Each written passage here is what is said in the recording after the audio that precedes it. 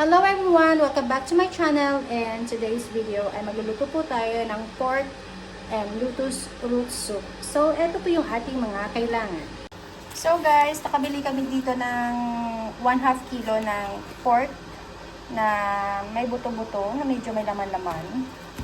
And then, we need here carrots, ginger, of course, lotus root. Nabili ko na ng $18. Ayan, lotus root. And then, dried, and we need here also goji berries. I don't know kung paano rin ma-pronounce, basta goji, G-O-G-I. So, yan guys.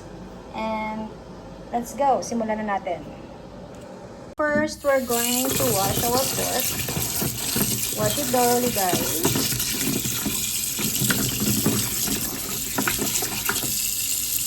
We're going to wash it for 3 times. Ito na, 3 beses natin itong balatan ng ating gamit nating killer, ang ating lotus root.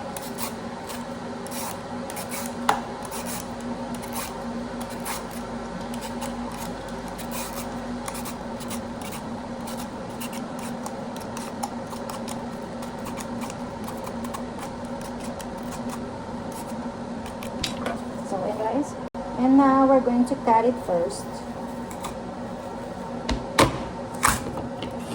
So, hatiin natin sa gitna. And then, i-cut natin. Huwag masyadong manipis at huwag din masyadong makapal. So, katamtaman lang. So, parang ganito na siya kakapal.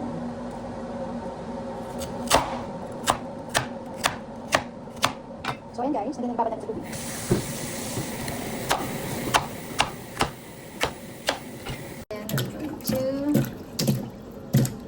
Soak it in the water. And now, hinati ko lang to yung ating carrots kasi konti lang naman kami kakain. So, ayan. Pero pag gusto nyo buo lahat, okay lang din. So, 3 lang kasi kami kakain. So, hindi lang masyadong madaming carrots. So, mamaya ko na yan siya guys. So, ganito lang yung ating pagkat ng ating carrots. So, ganyan lang siya guys. So, and then ibabad din natin sa tubig. So, pinagsama ko na yan dyan guys, yung ating carrots. Now, mag-slice tayo ng ginger. Because we're going to blanch our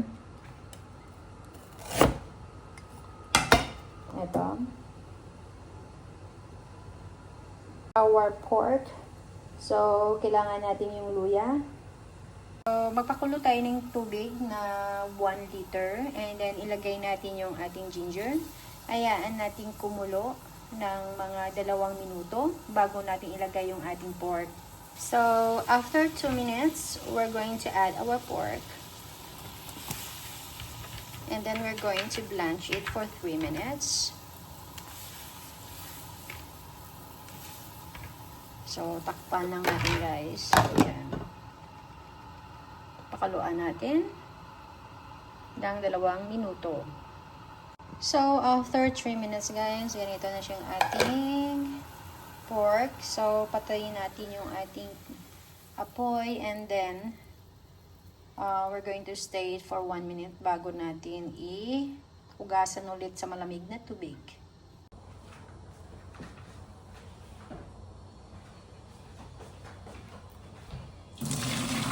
We're going to drain it and wash it again.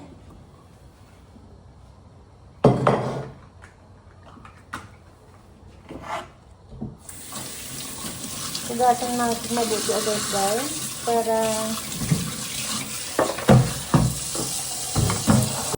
hugasan natin mabuti uli yung ating pork.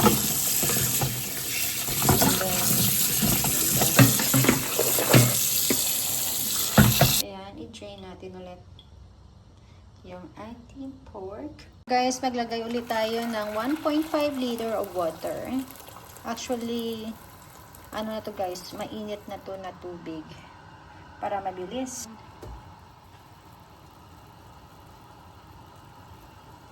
We're going to add our lotus root and carrots.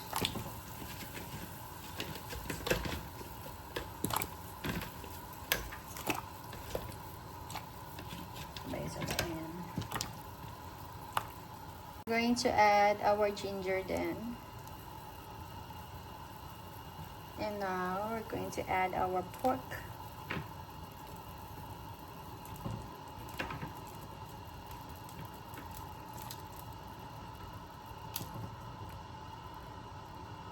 And we're going to add our red dates, dried red dates. And the goji berries. Papakpan lang natin. Pag kumulo siya, na maglabas yung parang yung usok. And then we're going to turn our fire sa low heat lang, guys.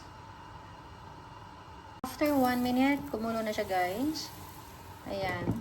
So, after 1 hour, ito na po yung ating soup. Po natin na 1 teaspoon na salt. Ready to serve. So,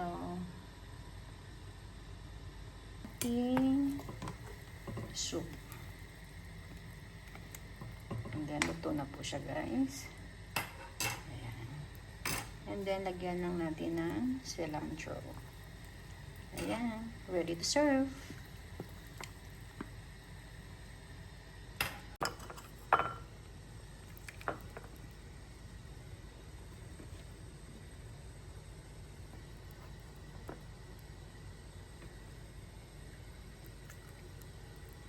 So, ito na, guys, yung ating soup.